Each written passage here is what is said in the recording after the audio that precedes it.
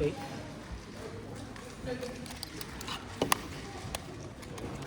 You see this right here? This is me doing my first official clock solve an hour after learning how to solve the clock, after winning the clock in a raffle in this same competition. Hi guys, this is the story of the most eventful Cuban competition I've been to so far. So what competition was this? This was Clocktober. The official name is Clocktober Classic NY 2025.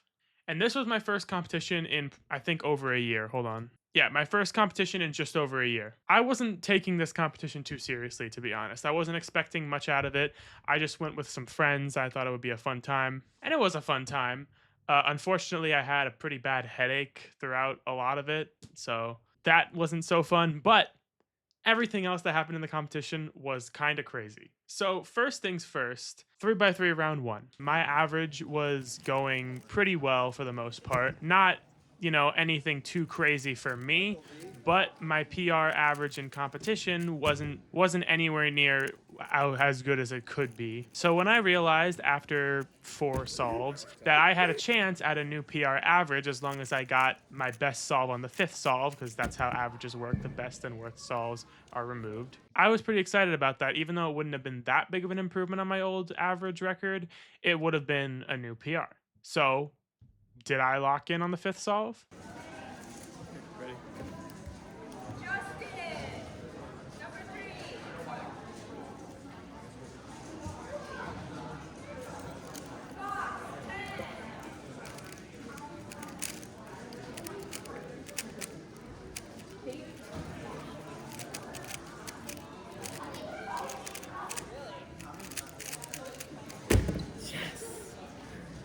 That's a PR single and average.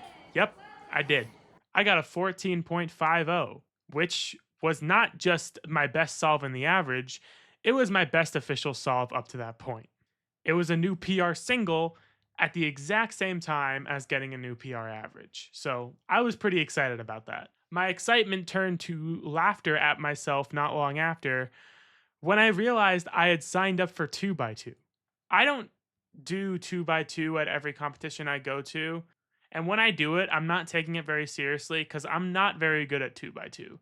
I just kind of do it for fun. I don't actually know any real 2x2 methods. I just do some 2x2 CFOP basically.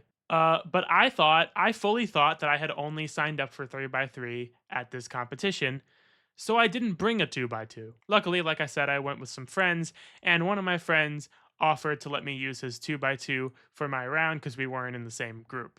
So I did, and the 2x2 round went not that good. But truth be told, I wasn't expecting much from it anyway.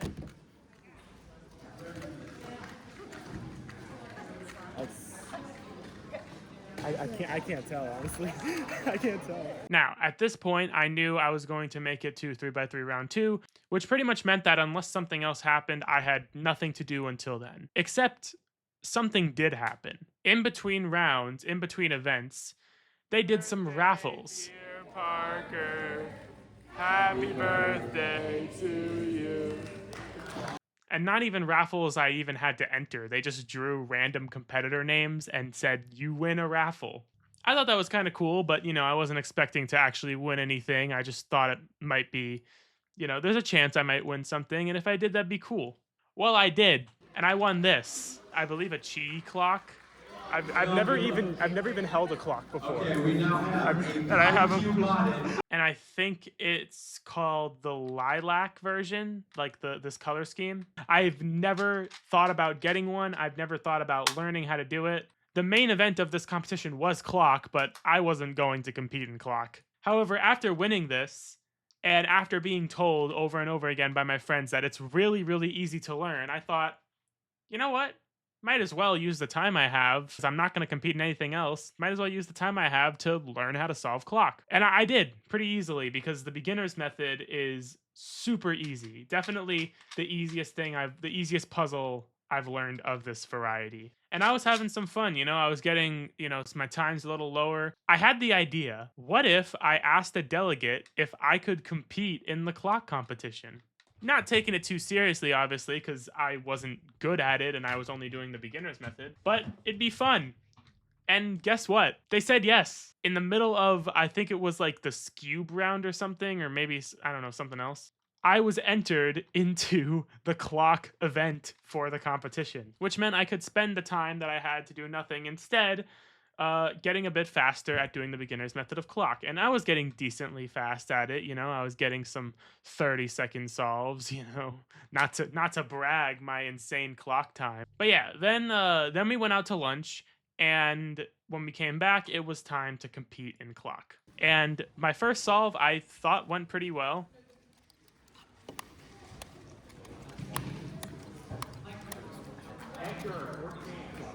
Frederick, 3. Owen, 6.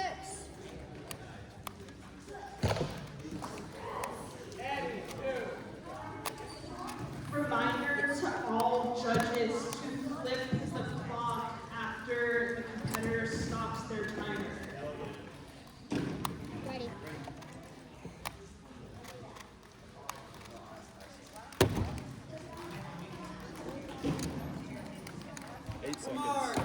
Until I was approached by a delegate about 2 minutes later, saying that the judge misread it and it was apparently a DNF. So my first official clock solve was a DNF, unfortunately. But the rest of the average went, I think, okay for a person who just learned how to solve a clock an hour ago. Xavier, station 2.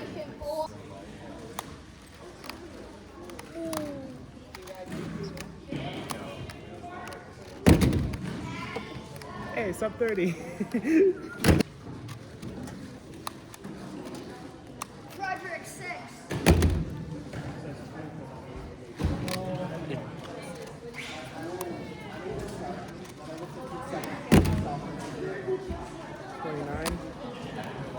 Before today, I've never held a clock.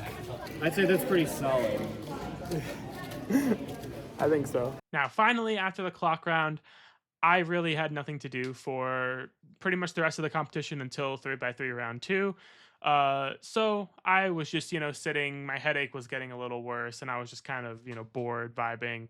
I recorded a bit of the blindfolded round because this was actually the first time I ever saw official blindfolded solves IRL. So I took the opportunity to get some video of them.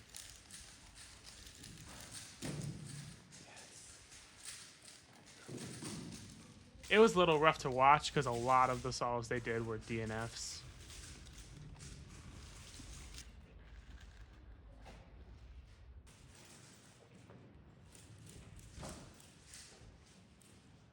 But it was still pretty cool to see. And I think if there's any event that I want to learn just because of the cool factor, it's probably 3-blind. But if I do, it won't be anytime soon.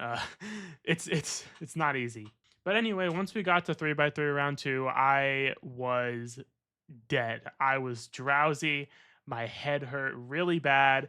And you probably can't really tell from these videos, but I wasn't feeling very well. So you can imagine I wasn't taking this round too seriously. The thing with competitions, though, in cubing or in anything really, once you stop taking it seriously, you tend to kind of lock in.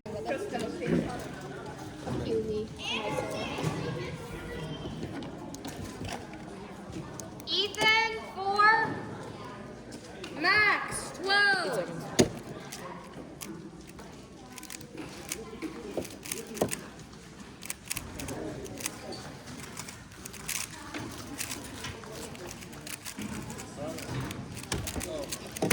Wow. Wow. I am so surprised I didn't fuck that up. Yeah, I got another PR single in the middle of this second round, and it was a 13.67. That's only a little more than 1 second off my home PB now. Before this competition, it was well over 2 seconds, and that's 2 PR singles in a row. And I thought, you know what? Awesome. I'm glad that happened. I'm probably not going to get a PR average because...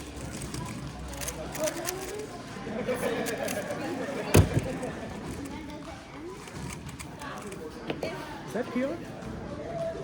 It's counting 18, 17, and 16. Yeah. Did I get PR single and average twice in the same competition? Yeah, I got a PR average too in this round.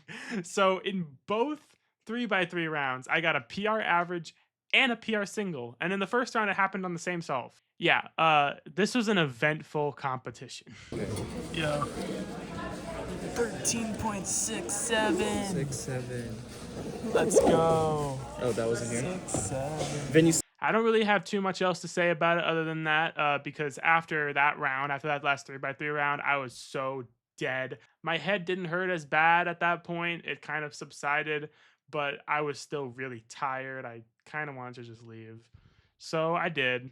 But overall, this was a very, very successful and eventful competition for me. And I guess now I'm a clock solver. I guess clock is one of my events. And I've now competed in 3 different WCA events. It's really fun though, I'm not gonna lie. Like I had a genuine good time doing this. But yeah, that's about it. I hope you guys enjoyed, and yeah, I will see you in the next video. Bye.